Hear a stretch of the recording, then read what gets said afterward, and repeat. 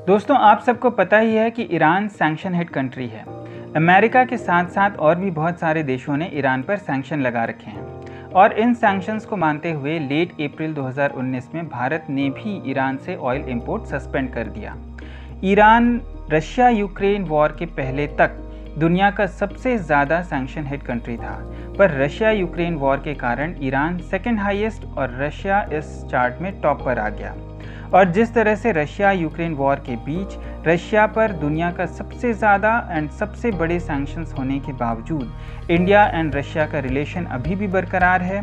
Even India Russia के बीच defence के साथ साथ एनर्जी, ट्रेड एंड दूसरे अदर सेक्टर्स में इम्प्रूवमेंट देखने को मिल रहा है। और जिस तरह से भारत ने America, European union, United Nations, Ukraine and Russia के बीच जो बैलेंस मेंटेन किया है, उससे ईरान को ये समझ में आ गया है कि भारत की डिप्लोमेटिक क्षमताएं असीम हैं।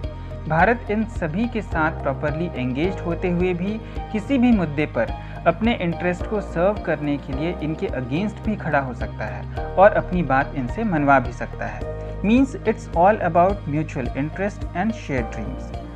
पर क्वेश्चन इज, ईरान भारत से रशिया मॉडल फॉलो करने के लिए क्यों कह रहा है? क्वेश्चन नंबर 2, क्या भारत वाकई ईरान के कहने पर ऑयल परचेज के लिए रशिया मॉडल फॉलो कर सकता है?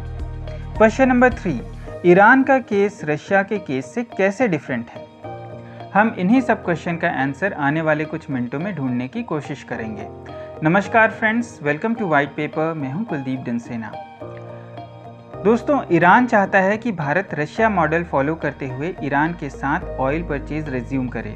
ये बात तो 100% सही है कि भारत ग्लोबल पावर है एंड भारत की क्षमताएं ग्लोबल प्लेटफॉर्म्स पर प्रभावी हैं। पर यहाँ समझने वाली बात यह है कि ईरान का केस रशिया से बहुत ही डिफरेंट है।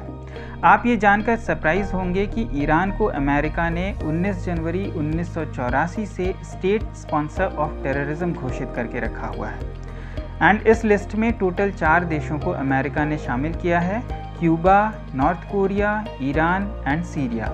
ये काफ़ी सरप्राइजिंग है कि 9/11 हमले के बाद अफगानिस्तान में आतंकवाद के खिलाफ दशकों चले अमेरिका के ऑपरेशन के बीच पाकिस्तान से 9/11 हमले का मास्टरमाइंड ओसामा बिन लादेन के मिलने और अमेरिकन नेवी सील कमांडो के द्वारा स्पेशल ऑपरेशन में उसके मारे जाने के बावजूद इसके साथ साथ पाकिस्तान का आतंकवादियों के साथ साठगांठ के कारण अमेरिका का अफगानिस्तान में आतंकवाद के खिलाफ मिलिट्री ऑपरेशन फेल हो जाने के बाद भी पाकिस्तान का नाम इस लिस्ट में नहीं है।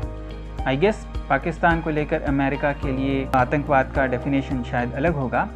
2006 में यूनाइटेड नेशंस ने भी ईरान के ऊपर सैंक्शन लगा दिया, जिससे ईरान के ऊपर न्यूक्लियर वेपन डिलीवरी सिस्टम से रिलेटेड सभी टेक्नोलॉजी एंड आर्म एक्सपोर्ट पर बैन लग गया।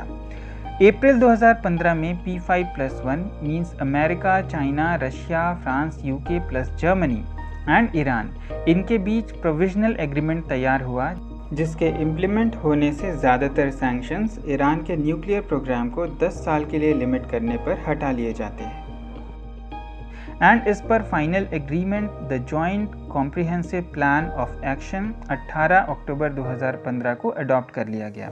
एज अ रिजल्ट ईरान से यूनाइटेड नेशंस ने अपने सैंक्शंस जनवरी 2016 में हटा लिए। मई 2018 में अमेरिका के प्रेसिडेंट डोनाल्ड ट्रंप ने ईरान के साथ न्यूक्लियर डील से विथड्रॉ कर लिया और सारे सैंक्शंस ईरान पर नवंबर 2018 से फिर से इम्प्लीमेंट कर दिया एंड अमेरिका ने सैंक्शंस का दायरा बढ़ाकर ईरान के फाइनेंशियल सेक्टर को भी हिट किया।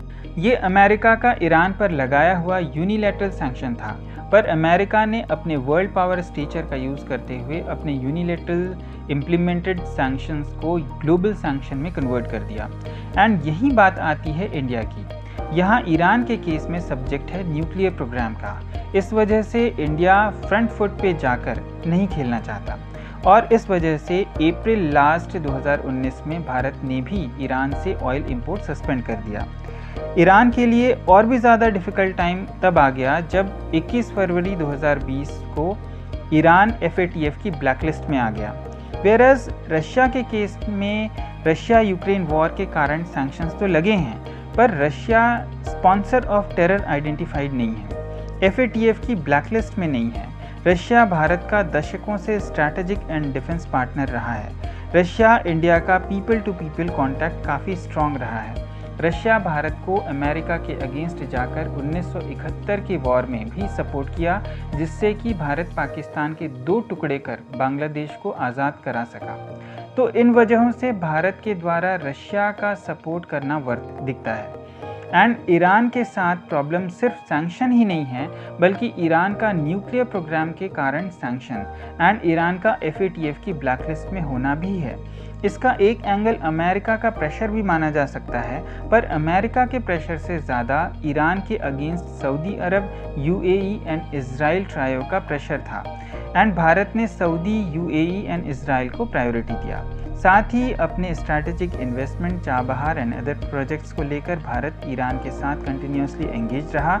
और जिस तरह अभी करंट ग्लोबल सिनारियो में, जहां रशिया यूक्रेन वॉर के बीच, ताइवान को लेकर अमेरिका चाइना के टेंशन के बीच confused play of geopolitics and current energy supply crisis बना हुआ है, इंडिया वेट कर रहा है कि ईरान का वर्ल्ड पावर के साथ न्यूक्लियर डील जल्द से जल्द कंक्लूड हो और सैंक्शंस लिफ्ट हो, ताकि इंडिया ईरान के साथ ऑयल परचेज रिज्यूम करे और अपने स्ट्रैटेजिक एक्सेस को रीगेन कर सके। और अगर ऐसा होता है तो इंडिया का एनर्जी सिक्योरिटी की ओर ये बड़ा मास्टर स्ट्रोक होगा और साथ ही इंडिया का पाकिस्तान को बाईपास करते हुए ईरान के चाबहार के through Afghanistan and central Asia तक पहुंच का स्ट्रैटेजिक एक्सेस स्ट्रॉन्ग होगा।